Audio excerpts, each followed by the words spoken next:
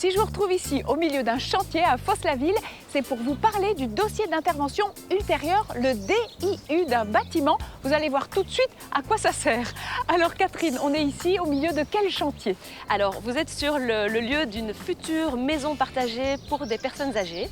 Et donc, on est en train de transformer un ancien hôtel de 11 chambres en 5 appartements pour personnes âgées qui ont des difficultés cognitives, donc maladie de type Alzheimer. Ah ouais, c'est ça, vraiment un super projet. Mais alors vous m'avez dit qu'en démarrant le chantier, vous avez eu quand même quelques surprises. Mais oui, on a quelques surprises parce qu'on ne sait jamais évidemment sur quoi on va tomber, où passent les câbles. Donc vous n'avez pas un dossier complet avec toutes les infos que vous voudriez avoir? Non, on a tout ce que le propriétaire avait en sa possession, des photos, d'anciens plans, mais de temps en temps, c'est en cassant qu'on voit et parfois il faut casser pour voir ce qu'il y a derrière.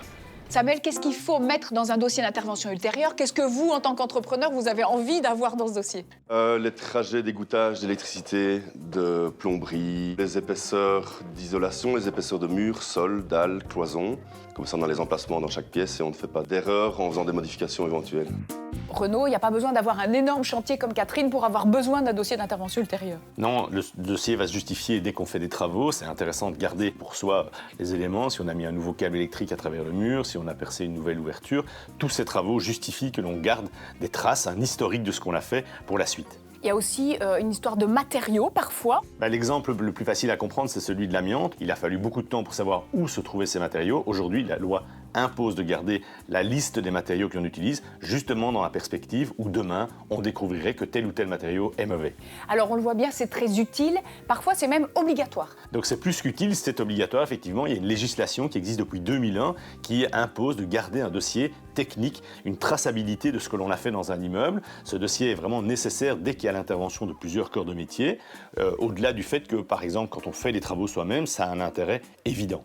Alors c'est aussi obligatoire au moment de la transmission d'un bien. Au moment de la vente, on doit le remettre à l'acheteur et si on n'a pas ce dossier à ce moment-là, c'est évidemment toujours embêtant. Aujourd'hui, on a aussi des nouveaux outils numériques pour stocker les informations et ça, les notaires ont bien prévu ça. Aujourd'hui, effectivement, beaucoup de personnes préfèrent garder ça de façon numérique et les notaires ont créé ce qu'on appelle un coffre-fort digital qui sert entre autres à cela. Et une fois qu'on a créé ce coffre-fort, on peut garder dedans toutes les informations liées à l'appartement que l'on a, à la maison. Ça permet d'une part de son vivant de dire j'ai créé un fichier pour la maison ou mon appartement, je peux le partager avec mon acheteur, mais ce sera aussi quelque chose qui sera transmissible et que les héritiers pourront disposer dans le futur après un décès éventuel. Catherine, vous allez constituer un solide dossier d'intervention ultérieure. Je vais faire de mon mieux, c'est certain, et je vais penser à le mettre sur Easyme pour que rien ne se perde. Ah voilà, c'est une super bonne idée. Et ben, on vous souhaite une bonne continuation dans ce projet de maison partagée pour les personnes qui ont un diagnostic de maladie d'Alzheimer.